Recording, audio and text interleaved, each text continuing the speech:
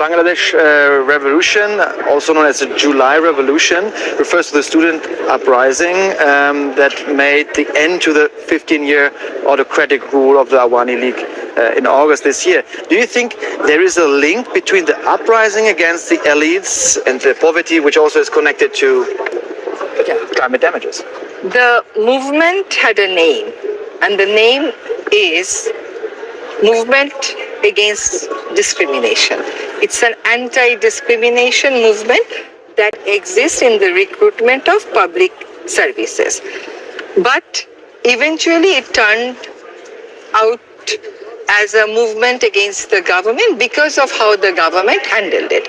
Of course, there were grievances. Of course, there were agitation in the society about one party sticking to power without proper vote, and there was so much of corruption in the country going on. So what started as an anti-discrimination movement in one given area eventually became an anti-government movement and resulted in ousting the most unpopular government Bangladesh ever had in its history.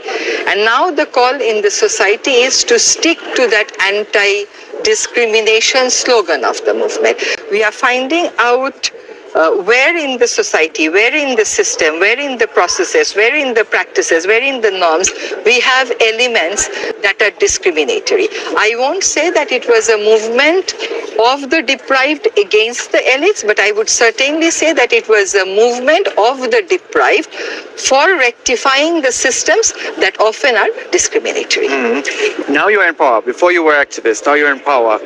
What can you change? What will you change? Or what can't you change? That's a tough question. I'm not in power. I've taken on responsibility. Changing mindset has become very crucial. Being under autocratic regime for 15 years has an impact on your psyche. It teaches you to look at things in certain directions.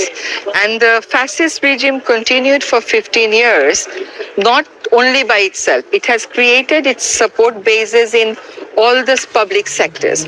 So my struggle as a member of the interim government, and the struggle of the interim government, is to first ensure that the mindset changes and the practices changes. What I can envisage as to my role is addressing some of the major environmental challenges of the country, working with the new generation that actually led the movement in a political way. Not only a forest is protected, but the young generation realizes why the forest needs to be protected. This realization should not only be in ecological terms, it should also have a political backup behind the understanding. So one is to address the major environmental issues and to engage with the youngsters and make sure that they have the right environmental, political understanding of things. Two last questions. Will you candidate as a minister in the elections? If I wanted to do that, I could have done it long back because I come of a political family.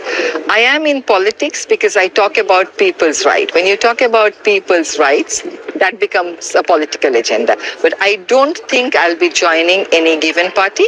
But as they say, there is no last word in politics. Rizwana, if you had one wish to make for your country or for international climate diplomacy, what would it be? For my country, it would be to have a Bangladesh that will be open, that will be progressive, that will be truly democratic.